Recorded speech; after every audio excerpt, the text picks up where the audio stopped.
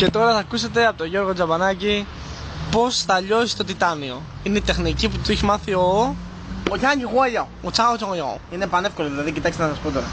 Στην αρχή το παίρνεις στο τέτοιο, ένα μικρό το κομμάτι τιτάνιο, τετράγωνο ρε παιδί μου, και το βάζεις κάτω από το έδαφος. Κάτω από το έδαφος έρχονται αυτοί που δεν βλέπουν, τα σκουλίκια που δεν βλέπουν, ρε, τα ξέρεις. Τυφλοπότικες. Τυφλοπότικες, μπράβο, είναι τυφλοπότικες. Και του μαθαίνουν πώς να κινείται με κλειστά τα μάτια. Το μαθαίνουν να κινείται με κλειστά τα μάτια, ρε παιδί μου. Μόλις κινηθεί με κλειστά τα μάτια, έχει μάθει την τεχνική κλειστά μάτια. Το τιτάνιο, έτσι, το μόνο κομμάτι τιτάνιο που μπορεί να το κάνει αυτό, με πείτε σε μένα.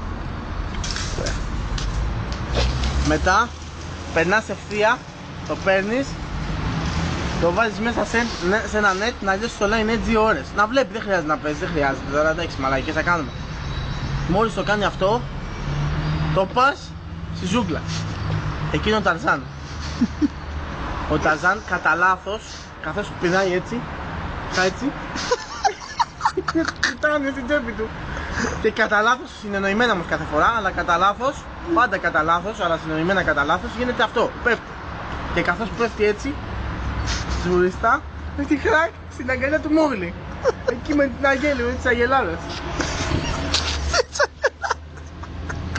Ήταν αγελάδες εκεί, γιατί Ήθελε γάλα, ο Μόγλη ήταν πολύ γάλα, γιατί δεν είναι η κανονική.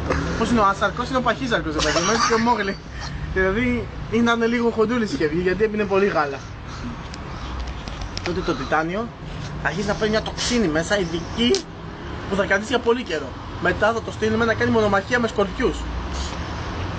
Εξής αυτό το τιτάνιο είναι πολύ φεϊκό ρε παιδί, γιατί όταν προχωράει το τιτάνιο είναι δυνατό ρε παιδί. Τώρα που έχει το τοξίνη, πάει μια χράκη που πετάγεται σαν ένα αστεράκι πάνω στον σκορπιό, του πετάει πάνω στο κεφάλι, παίρνει την τοξίνη, όλοι πάνε από το σκορπιό. Μόλις έχει πάρει την τοξίνη από το σκορπιό, το πας σε μια εθνική οδό. Είναι πανεύκολο αυτό να το κάνεις έτσι, κοίτα.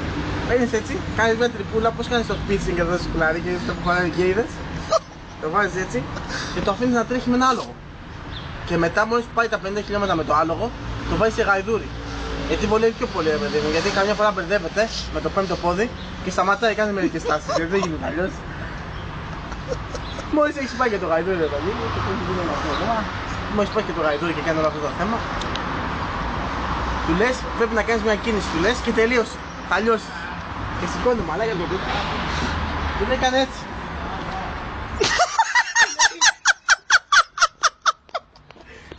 Δεν λέει τι κάνεις.